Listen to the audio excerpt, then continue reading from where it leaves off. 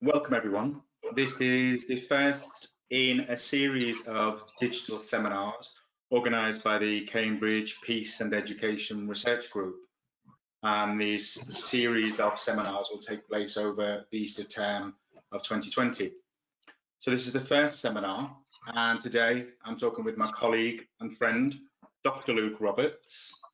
And the aim of the seminar is to hear from Luke about his recently completed PhD research. So, Luke, you've recently defended your PhD thesis. Congratulations on that. Thank you.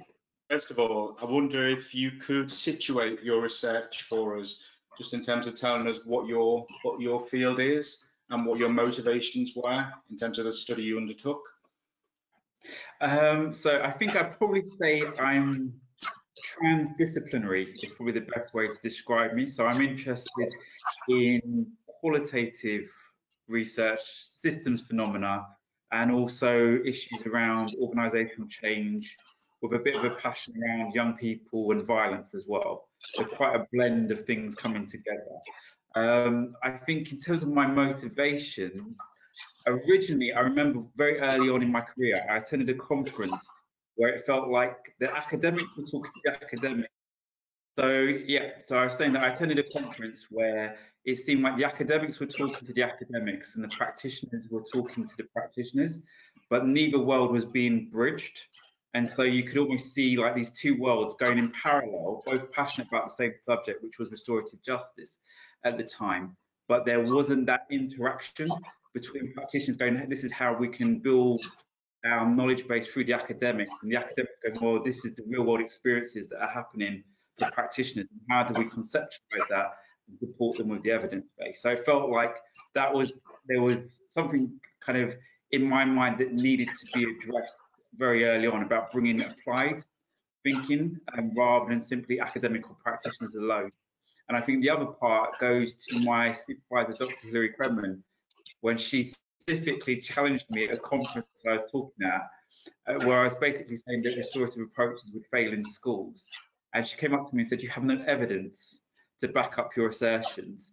So at that point, my journey with Hilary began to actually prove or to find reasons why restorative approaches, although it's such a brilliant idea for addressing issues, would seem to be failing in my mind in schools, both in terms of implementation and then later on through sustainability.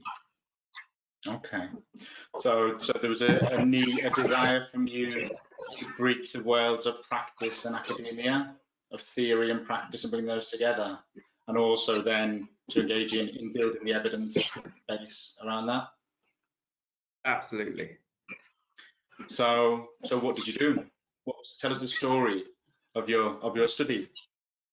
Well, I think this, so at master's level, I was still working in local authority and in the charity sector as well, and quite wanted the whole school approach as the model of change that should be applied to address bullying, and that comes from PFE guidance, Ofsted, etc.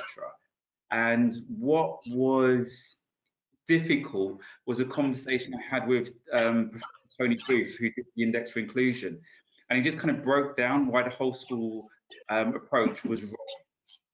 And like, you could actually see my discombobulation at that point and getting quite emotional, going like, that's the theory that I've been using to hold my ideas together.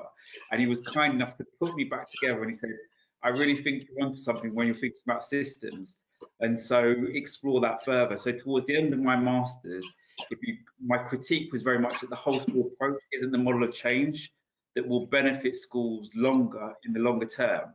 And so we needed an alternative idea and paradigm which would help, and that's kind of the springboard into my PhD, where I really started to think about the complexity of systems.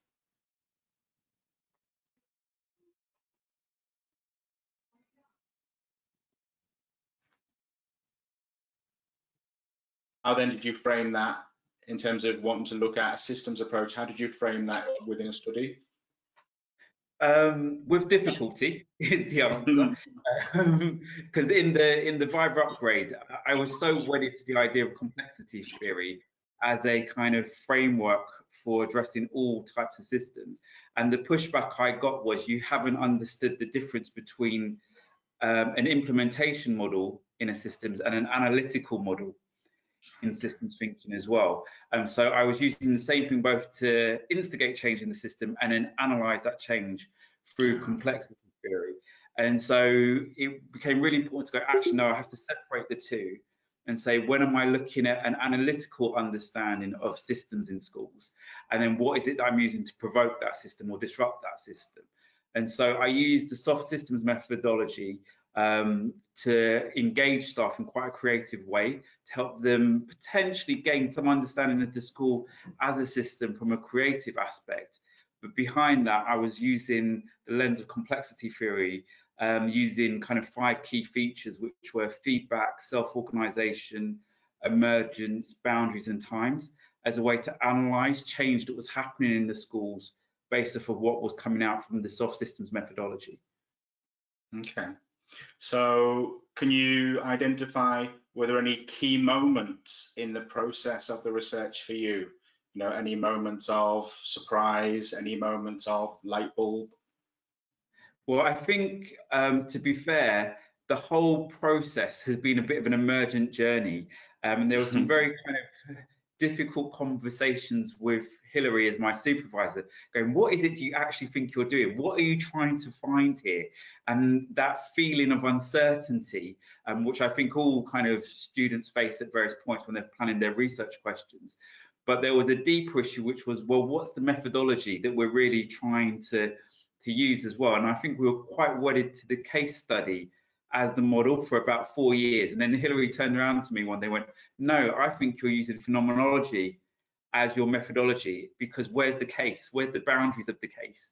And so that was, from a kind of a research perspective, it was like, whoa, I've got to get my head around phenomenology now.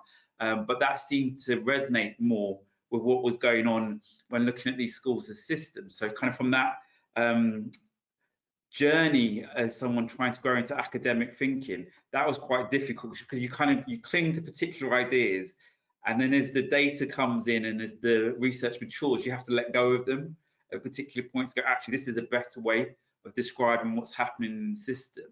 I think from the perspective of the field research, the engagement with 4 secondary schools was always going to be a challenge. And what I hoped to do was interview schools that had been at least 3 years into their restorative journeys. And that became quite hard to find, actually, within the English educational system. So lots of schools implement, and again, the point being that very few actually sustain it. So finding a cohort of schools that had been doing this for over 3 years using restorative approaches was a challenge as well. But when I did find them, it turned out that 2 of them were actually saying, no, we're still in the implementation phase, but we just really wanted to be involved in your research. And it was like, okay, great. So now I've got to think through, how do I incorporate that into my thinking as well? And I don't think it's that people are being dishonest, it's that it's such a passionate topic that I picked, which was addressing bullying, through looking at what does restorative approaches mean in these schools. So the issues that then came out was, well, what do they mean by restorative approaches? Because there are academic definitions, there are kind of field definitions, but what really started to come out was how localized the thinking and vocabulary became in the schools, and they're using their language to describe their processes, which might not resonate with the field or academia, but it's important to recognize that. So I kind of suspected that there would be language deviation as restorative approaches entered the ecosystem, but I didn't expect to see so much of it as I did in the schools as well. And I think because of that language adaptation, what you started to get was the label no longer matched the process, and they were creating processes that started to resonate much more with the school's own systems behaviors. And so one of the big things that I was aware of in the literature when you're looking at bullying research is that schools are often seen as benign, whereas actually they're quite punitive in their response to behavior in English schools. And so simply saying, well, here's this countercultural idea of restorative approaches, go ahead and implement it.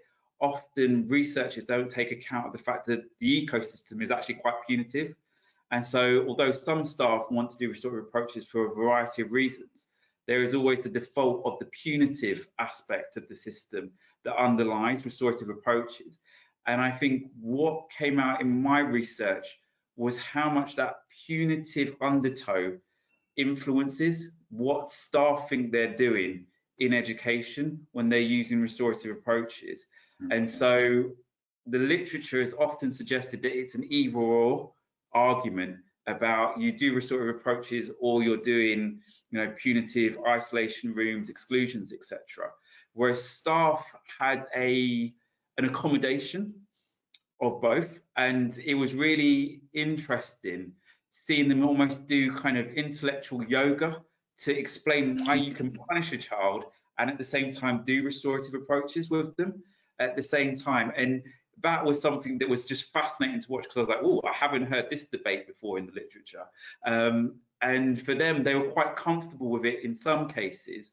But when you actually explicitly called out the term punishment, staff got across all schools, they tended to get uncomfortable because we don't punish kids. What we do is we give them consequences. So again, going back to this issue of language, the labels mitigate sometimes the responses staff are giving and sanitize some of their behavior. So that was something that was quite an eye-opener from my research perspective, because it meant that when we're talking about implementation, we don't recognize what the system is actually doing.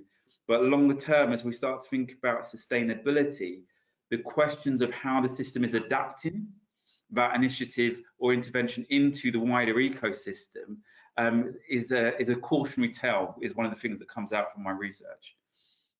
Yeah, fascinating, really interesting, because obviously restorative approaches in schools is an emerging field and the research body is building all the time. I think we are guilty. A lot of the research is done by advocates, and so it can paint quite a rose tinted. So tell me if I'm wrong, what I'm picking up is that in some ways the language around restorative might somehow disguise or mask the practices beneath, and that's what needed interrogating.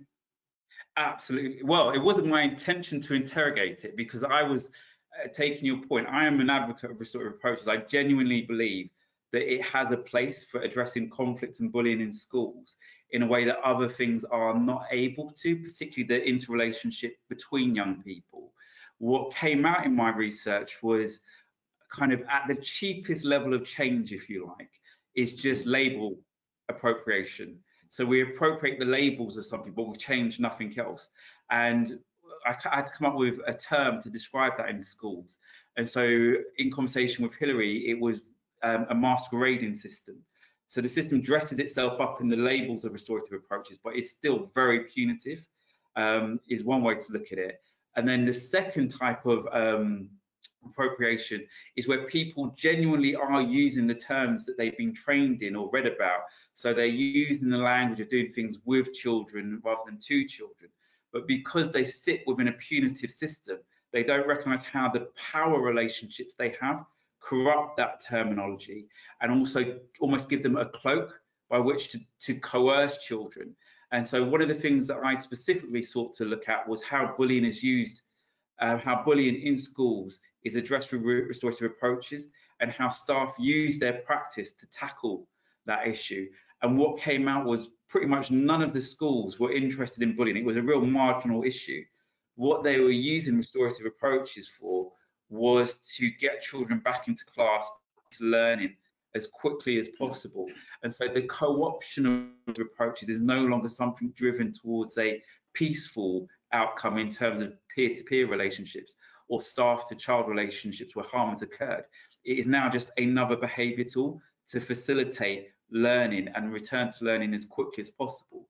And within that, the use of language gives a veneer of care that can be very difficult for children to stand up against, or young people to stand up against, because all the adults in the room are saying this is in your best interests and we want to know how you feel. And so it makes it very difficult for children to have any resistance to that form of co-option of restorative language, apart from passive resistance. And what came out in some of the schools was that if staff felt that children weren't complying with the restorative approach, well, they just need more of the restorative approach. They didn't recognize that there was this resistance where children go, actually, I don't feel this process is beneficial to me at all. No one's really genuinely interested in my feelings or what my solutions are to the conflict. It's simply about you asking me those questions to move the process on, to get back to the institutional outcome, which is children back in class. Okay, okay. So it sounds like there's something potentially quite fundamental around, the reason why schools engage with restorative approaches, the fundamental reason of what is the purpose of it. And so what would you say are the implications of your research for that area of restorative approaches? I think for me, what really came out was the lack of understanding of children and young people within restorative approaches is a real risk. So recognizing that restorative approaches has its lineage based in restorative justice, which is a criminal justice model, and it's originally got transplanted into education and has adapted over time. But in that adaptation, it could still be very adult focused. And as much as we talk about with also has the connotation of power within it, which I can do things to you to facilitate a conversation. And I think that language needs to go. And what we need is a stronger set of guiding principles that came out in my research about how do we safeguard young people and children from the coercion and co-option of restorative approaches into institutional means of doing punitive things or resetting children back into class.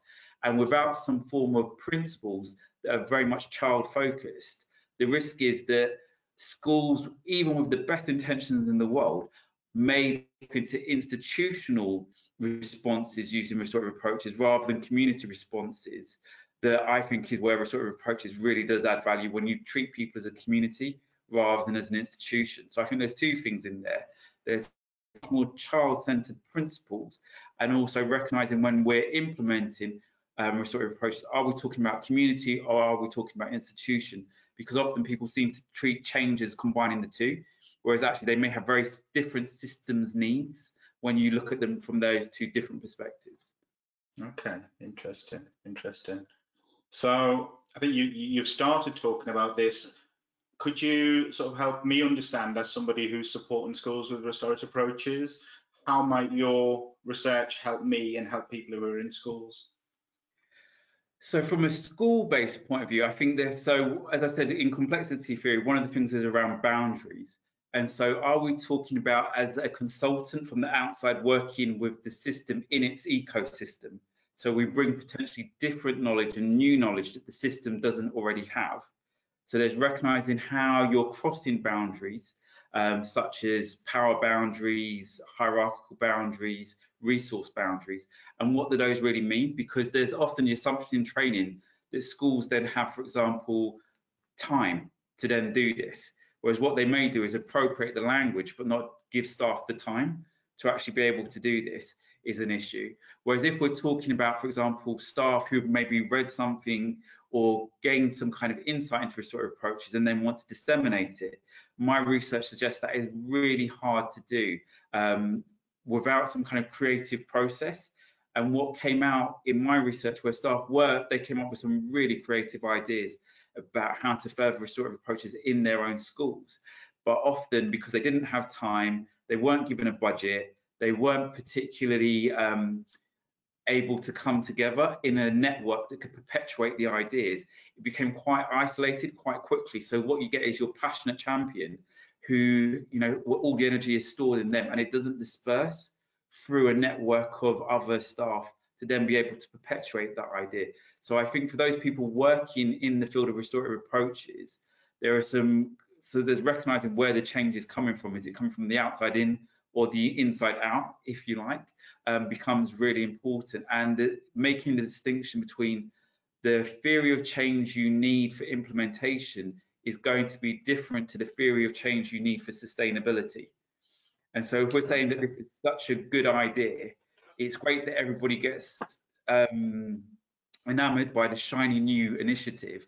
But if you're thinking 3, 5, 8 years down the road, your management theory is going to have to be very different, because it's going to require a different understanding of leadership, of energy in the system, and about adaptation in the system, which I think is where my research really did kind of open my eyes to the distinction between implementation and sustainability. Interesting. So I'm going to put you on the spot a little bit, if I may.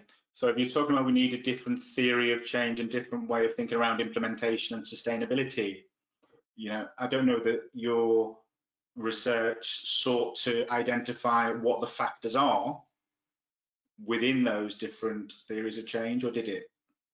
Well, firstly, I would kind of say I'm using the language theories of change, but actually the language of mechanistic thinking is part of the problem. And so if we're thinking input, transformation, output, for example, and like a production line, that thinking doesn't work when we're starting to think about sustainability. So the paradigm has to shift.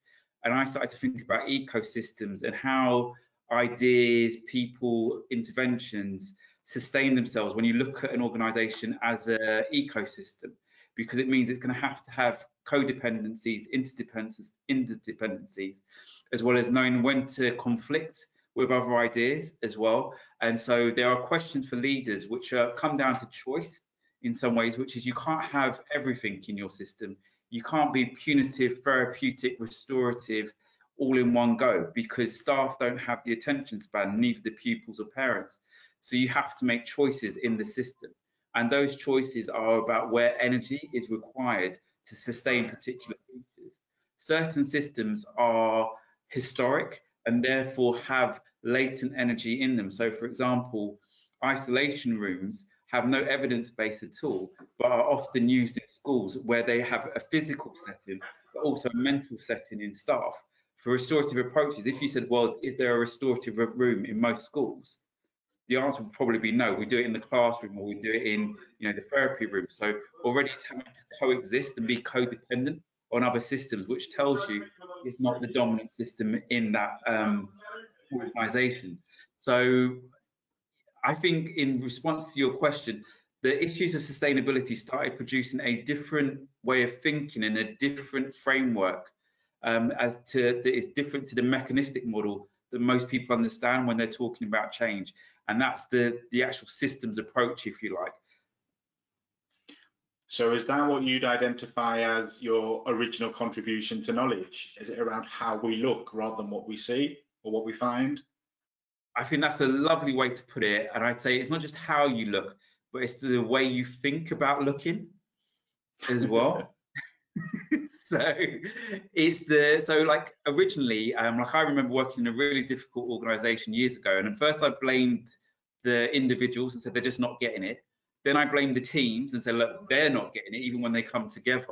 And then I kind of blamed leadership and said, look, the leaders in this organization don't get how to use restorative approaches to the benefit of the community. But when you step back and go, no, actually, when I look at the system around those people, the system itself is influencing decisions constantly, and we may not be aware of them because they are around us all the time, and we can become institutionally blind to the systems and what they're up to and what they're doing and how they're behaving. So I think that's the bit where you do need to have a different mindset, because you're looking at not just the parts of the system, but how they interact and what interactions happen that create features that the system itself produces, independent of the components in the system. So, like, to give an example of that, if you think about consciousness does not reside in any one part of your body, but it's there and it's manifest. So that's a whole systems feature, if you want to use that kind of terminology. So things that become apparent when you think in that way is that if bullying isn't particularly an issue that's addressed, well, what's going on in the system that deviates staff's attention and practice away from addressing bullying in a peaceful way that allows relationships to be repaired? It's not as simple as simply saying, well, the staff don't get it or the policy isn't working. You have to look at what's the interplay of the various systems in the school to say how are they co-opting energy or taking energy away, so you end up with the act of omission where staff don't do stuff because they've had to prioritize 7 or 8 other things, even though we're saying that one thing is really important to the health and well-being of young people in our community. Mm. So can I ask you, excuse my my naivety on this, but in terms of a system, did you look at how the school as a system exists within the broader system of education within England? I did. So that's where you start to map out the ecosystem. So for me, there's kind of 4 components to systems thinking. So can you describe the system? So I tried to describe the English educational system, and I ended up with kind of a neoliberal marketplace educational system, or pseudo marketplace. And within that, you then look at, well, what's the ecosystem around the actual school itself? So you'd say, well, what are the features of the community? So is it a highly vulnerable area? Is it an affluent area, for example? And how does that interplay with the wider neoliberal system? So then you can start to say, well, if I can describe that, I can see where the school is positioned in that system. And then you start to map it out. So that's usually kind of like a diagram of concentric circles, or something more creative, such as a rich picture. And then you start to go, right, if I can see that map that's happening, does that tell me how the system is behaving? And so the interplay between the school and its environment becomes really interesting, because in one of the schools, which was in a really deprived area of London, the environment itself is really fast, really dynamic moving, and staff need to be nimble in response to that in terms of changes that are going on with the vulnerability of their young people. Whereas in another school I was working in the field research, really stable environment, very affluent, very low change. So you could see that, you know, well, why do we need to worry about something like bullying? Because actually, on the whole, parents don't complain about it. They want their children to get their GCSEs and, you know, move on to A level. So there isn't the same level of urgency to address the issue. So hopefully you can see there, in terms of the systems thinking, what you've got is describing, mapping, and understanding the behaviours of the system. And if you can do that, I think you can start to tentatively predict certain aspects of the system will have reoccurrences in them. So if staff aren't trained in bullying, for example, and restorative approaches is then dropped in, to what extent does the environment dictate that they need to be aware of that? If you only have 1 case a year, or you acknowledge 1 case a year, it's very unlikely that the whole school approach is going to work, because there's not enough levels of practice and knowledge in the system to allow it to replicate that new knowledge that's come in. Yeah, yeah. I wonder if, I've just seen there's a question from Kevin Kester, which seems to touch on this. So if I ask you that one, Luke. So Kevin's asking how and in what ways were the restorative approaches influenced the normative practices in the wider ecosystem? And was that different between the 4 schools? I would say no, did not have a wider influence at all, actually. And I think this is the challenge, that where you've got like the language of the whole school approach, just simply putting everyone on an inset or in a training room and assuming because somebody's told them that this is what they're going to learn and this is what's going to happen, it doesn't necessarily change their behaviors outside of that training room or that training environment. And so those are what we would call kind of niches in the system. So you might have these moments in time and space where new identities form. And I think you and Hilary discussed heterotopias as a way of describing that kind of niche in identity. So from a systems perspective, you can have these, you know, and they can be quite large niches where you can have the whole staff having a really good time talking about restorative approaches and how important bullying is. But the main system then co-opts their behaviours back into the norms and routines of that system. So without leaders willing to either scale up or extend the length of experience within that niche, it becomes very difficult for normative behaviours to change from a systems perspective. Yeah, really clear. Thank you. I've got another question from your supervisor. Okay. So around, if you could tell us a bit more about how you and we might use the terms and the concepts of complexity to engage in a more analytical approach to how schools are implementing or not implementing different approaches. Okay, so I think one of the things that comes out from my research, and going back to your question about hopefully creating new knowledge, is that complexity theory is often being seen as a quantitative modeling exercise. So can you model a complex system? Whereas what I was trying to do was actually apply the concepts of complexity theory to real world phenomena and go, right, if we're looking at that real world phenomena, what is it that makes it so complex? So some of those concepts, such as like feedback, for example, becomes really important. So feedback can be divided into amplification and regulation. So a system can either try and regulate itself, such as, you know, when you've done exercise and your heart is trying to calm itself down, that's regulatory feedback. Whereas if we wanted to promote an idea such as peaceful schools, the question becomes, how do you amplify that idea in the system? And so you're then using those two terms of amplification and regulation to say, when we're looking at change, what is the system doing in response to it? Is it amplifying something? And amplification can be quite neutral. So we can amplify violent behavior as much as we can amplify peaceful behavior. But what you're looking at is, where is the momentum building within the system that's amplifying something? And usually you'll have some kind of regulatory force in the form of a boundary or another form of energy pressing against that. So amplification will try and draw on sources of energy from somewhere. So that might be knowledge, that might be communication or networks, whereas regulation may be trying to impose boundaries on that and limit that idea in some way. So for me, the terminology of complexity theory becomes a very useful way of starting to describe sustainability as well as implementation, because once you can start to see those things, you can start to see how they're behaving in particular systems. And so for me, the big one was about understanding time in systems, and time is not linear.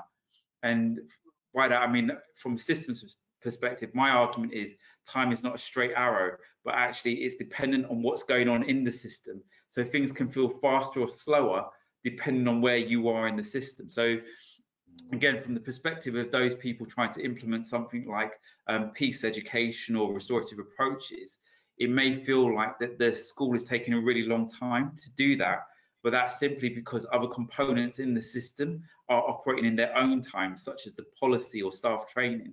And therefore, the change we like to see is dependent on multiple perspectives of time that happen in the system, rather than the straight arrow of time happening. Does that make sense? Yeah, well, if it does to me, it will to most people. Just to sort of follow up on that, a sort of challenge to you around, so you started off saying part of your motivation was to bridge the academic and the practical, so, for me, a lot of what you talk in terms of the complexity in systems thinking is quite deep thinking. Yeah, and I'm just wondering, have you identified how to bridge that? You've done it within your study, then beyond your study, how to make that bridge? Okay, so I think I'd say two things. I think firstly that there needs to be a maturity in the field of restorative approaches. There are certain ideas that are perpetuated continuously that show that the field is not advancing. So I think there's issues around that. So I'm hoping that the deep thinking is a contribution, because I'm not buying into the assumptions of the field. I'm really trying to get underneath them and say, well, what does it mean in the 21st century when young people are on social media, communities are changing, communities are wildly different at this moment in time to anything we've seen before. So we can't keep using the same jargon and ideas and processes as if the world hasn't changed. So I think there's that aspect. And I think secondly, I've been applying some of the thinking of systems to youth custody. So I've been working with the 5 youth offending institutions in England to look at how that they can build a conflict resolution model for young people in conflict within custody.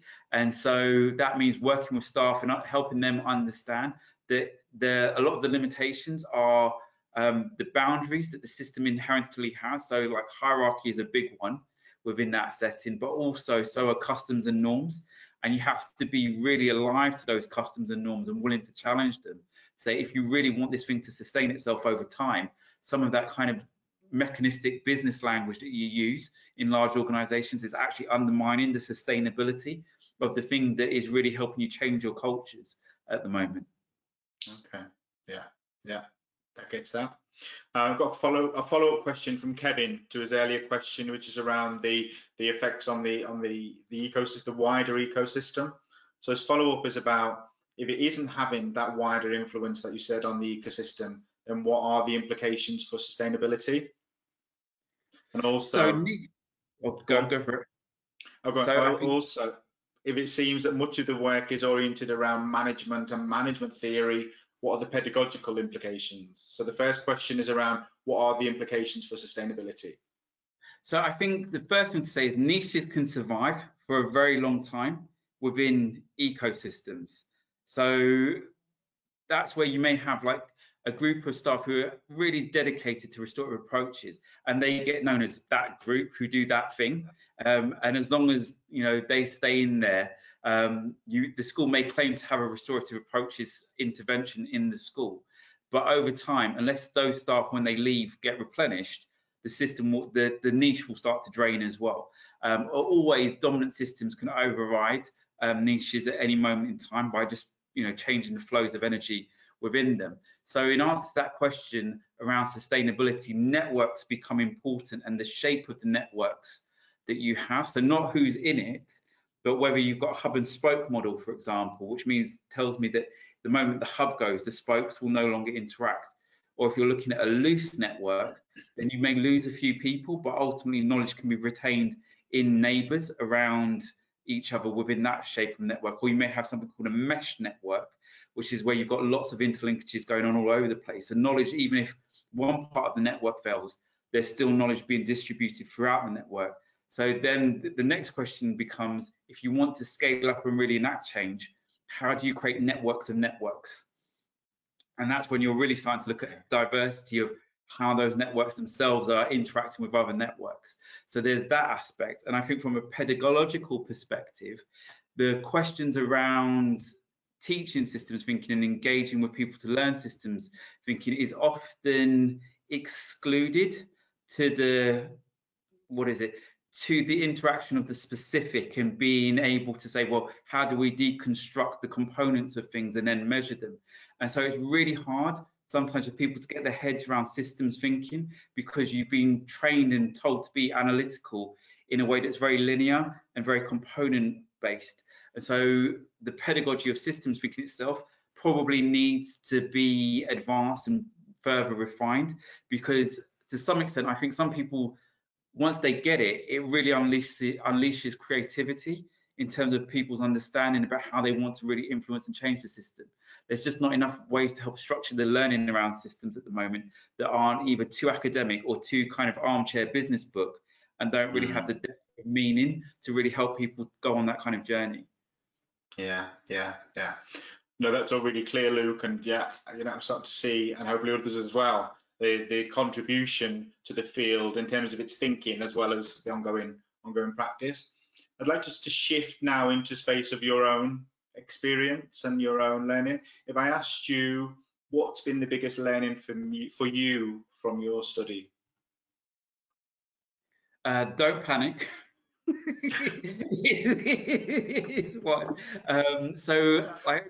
So the biggest learning, I think, it's like as you get to the end, you start to see the big picture of everything you've put together.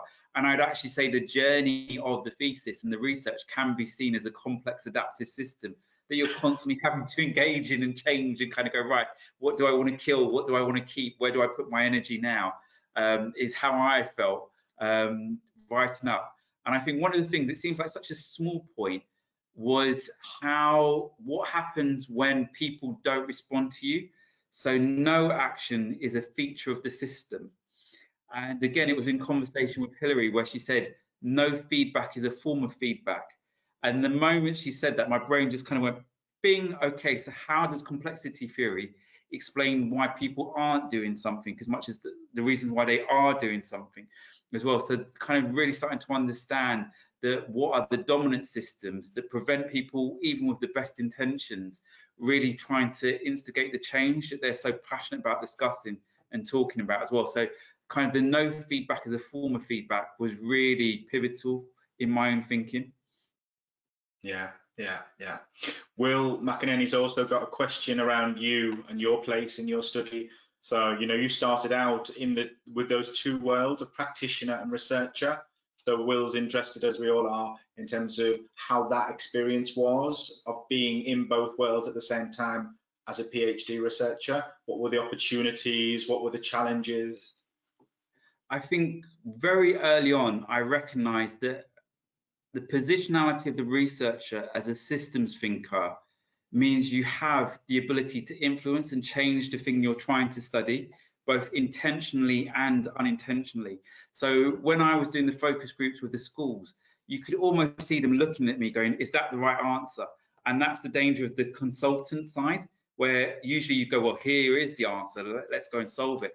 And it was constantly resisting that urge and just pushing it back to them and going, well, what do you think? And really kind of letting go of that need to advise and just kind of seeing how the system itself operates. And you could see sometimes the staff were absolutely bursting for me to go, just give us clarity or give us meaning. And me going, well, no, actually, it's your system. You tell me what's going on in there. And kind of towards the end, it became a bit of a running joke, like he gives nothing away, he's playing poker. And it was like, well, I am, because I don't want my opinions and values, if you're trying to be creative, to then take over or direct your energy to somewhere else. I wanted to see what's going on in the phenomena of the system as best I can. So I think there is that challenge of recognizing your own positionality in systems, the power and influence you have in those systems, and trying as best you can to mitigate that where necessary. But that doesn't mean you do it to the point where you can actually see, like if something's going really wrong, I'm not going to be such a passive researcher that I'm going to just say no. So I remember in one school where they said, well, should we just get outside consultants to come in and do restorative approaches? And I was like, I said, look, I had to intervene there and go, actually, what I'm really interested in is how you think about restorative approaches, not how outside consultants help you think about restorative approaches. And you can see all the stuff going, that's a different kind of way of thinking about things. But in doing that, it kind of goes, it's kind of, to paraphrase Niels Christie's conflict as property, it's kind of research as property, and making sure that the people who are owning the research also have the ability to contribute and benefit from the research as well. That was really important to me. And did you identify any practical ways that helped you maintain that positionality, as you talk about, as the researcher rather than as the change agent? I think I was very clear on what I wanted to achieve. And I remember that it's really important to keep your research questions in mind so you don't get lost in the complexity going on around you, because it's really easy to go off on a tangent if they're having a really interesting conversation. That as a consultant or as a practitioner, you go, oh, that's really interesting. So keeping the research questions in mind was really fundamental to me, but also kind of recognizing I'm interested in the system. So sometimes people want to kind of divulge the personal, or they want to have, you know, a relationship with you where they're kind of looking for humor, and it's about recognizing when is that appropriate and when do I need to step back from that, because actually I'm interested in what's going on in the system at that moment in time, and not becoming institutionally blind to the narratives that they're shaping and forming around me. Yeah, great. And Namisha's got a question which is about the sort of substantive, about the purpose really of restorative approaches in schools. So Namisha's interested in knowing whether teachers' well-being is a consideration within restorative approaches. I think what I would say there is that I have had a kind of a shift in restorative approaches. So the obvious answer would be yes, but not necessarily for the reasons that people think about. So restorative approaches was very much seen as an idea to reduce exclusion for quite a long time. And through many conversations with students all across Cambridge and other places, and with you as well, this idea of peace became so fundamental that if you're thinking about systems change, systems are not motivated by reductionist strategies. So we cannot reduce exclusions from a systems perspective. Okay. The system would go, well, actually, you're saying you want energy over there, but how much do you want to reduce exclusions by? Whereas if we say the goal of restorative approaches is to promote and create peace between relationships and communities, it becomes a lot easier for leaders and practitioners to be geared towards that idea of peace, and then the system can move in that direction.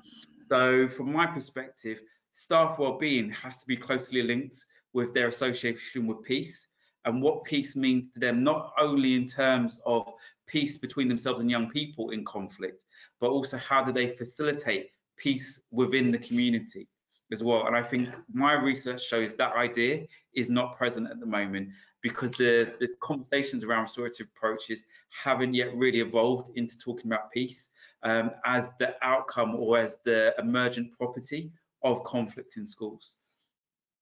Lovely, really nice.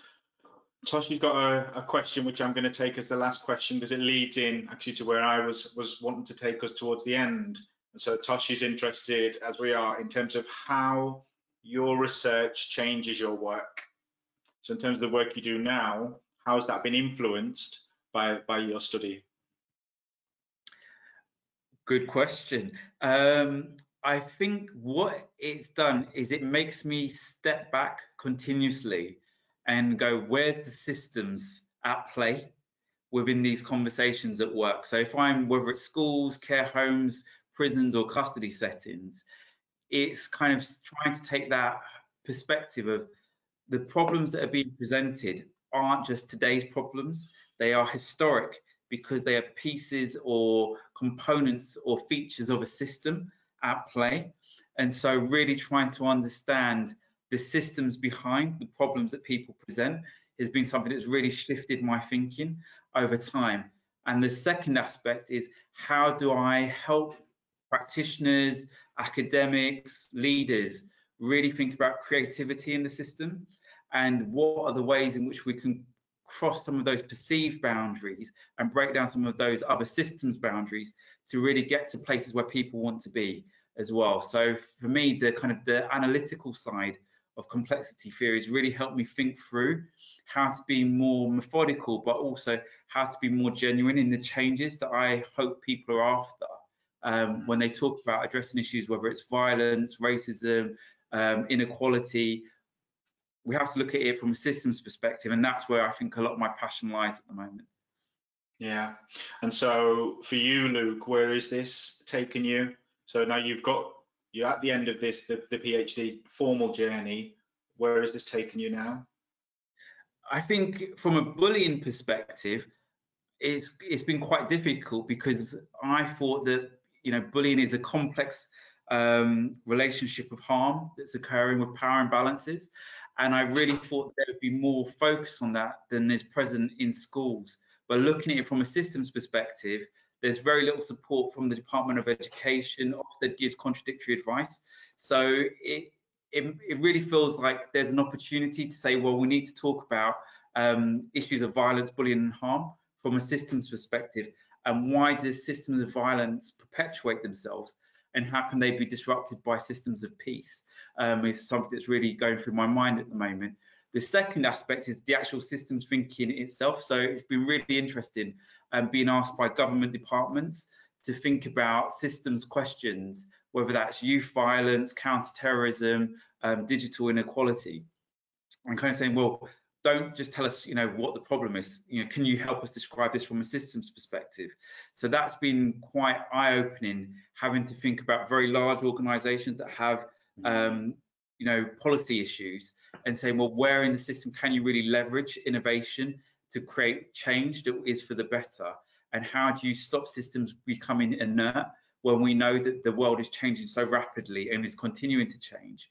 And the final part of that is, how do you help people envisage better systems as well, or ideal system states that we want to inhabit and live in, and be creative in as well? And that definitely takes a different type of mindset to the mindset of someone just trying to implement an interventional change in the system. Yeah, great. And it's a great note to end on, Luke, because I think there is that the future focus to your work in terms of applying a lens, for want of a better term, you know, that we've not applied before, to move on from the mechanistic thinking, to move on from the sometimes reductionist thinking around restorative approach to schools, to imagining a better future. And I think especially at the moment, you know, where there is a real opportunity and a need for that. So I think that's a great point to end on. Luke, as ever, you know, I always learn so much in conversation with you. Thank you for making the complex understandable, to me at least. Yeah, really value that, really value it. So thank you for that. I'm sure there'll be feedback from other people for you and people wanting to follow up with you. So I'll close this and just say thank you again, Luke. Lots of messages thanking you for sharing your research with us. Oh, pleasure.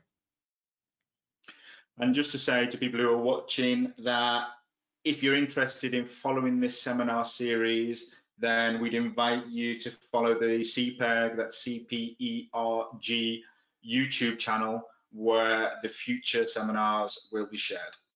Thank you all.